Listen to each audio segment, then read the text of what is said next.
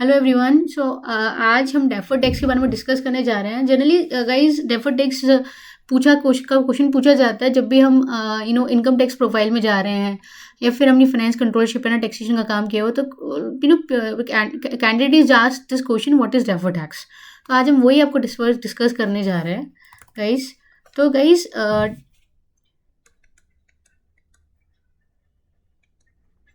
Deferred tax एक ऐसा tax है जो कि अगर मैं लेमैन में कहूँ, जो कि हम लोग क्या करेंगे, you will pay later, okay, और सेव लेटर। ठीक है गाइस, अगर आपका सेव लेटर है तो क्या बनता है, डीटीए।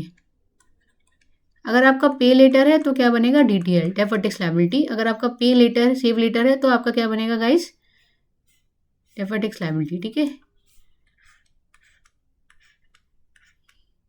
तो आपका एक एग्जांपल अगर हम देखें, डेफर्ड टैक्स जो अराइजेस होता है वो हमेशा हमेशा आपका किससे अराइज होता है, टाइमिंग टेम्परेरी डिफरेंसेस से।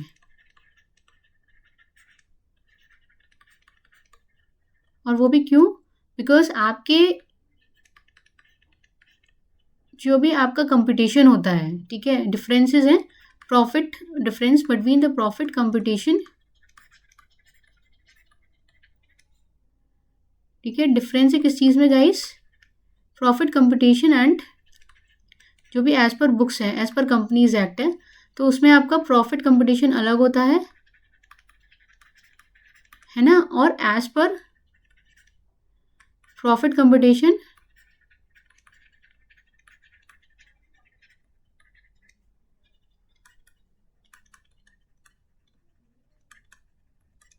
ठीक है, तो इस वजह से हमारा डिफरेंस निकल के आता है। ठीक है गाइस,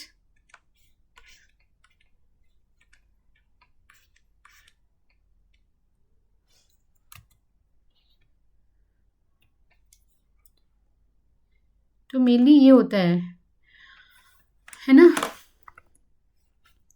तो गाइस मोटा मोटी अगर मैं कह लूँ, एक एग्जांपल दूँ, प्रोविजन फॉर डाउटफुल डेट्स। तो प्रोविजन फॉर डाउटफुल डेट्स जो होते हैं वो आपके इनकम टैक्स में, हमारा इनकम टैक्स में डिसअलाउ हो जाते हैं। प्रोविजन फॉर डाउटफुल में प्रोविजन है, या ग्रेचुटी हो गया, प्रोविजन फॉर ग्रेचुटी हो गया, लीव एनकैशमेंट का प्रोविजन हो गए, तो वो डिसअलाउ हो जाते हैं। लेकिन जब एक्चुअल बेसिस पे हम लोग लीव एनकैशमेंट पे करते हैं, हम ग्रेचुटी पे करते हैं, तो वो अलाउ हो जाते हैं। तो इस मोमेंट पे, अगर हम इस साल की बैलेंस शीट फाइनल कर रहे हैं, प्रोविजंस बना रहे हैं, तो वो क्या होगा, इनकम टैक्स में डिसअलाउ हो जाएंगे income tax point of view से हम लोगों को, लेकिन वो आगे जाके अलाउ होंगे, मतलब हम आगे जाके उन पर टैक्स सेव करेंगे।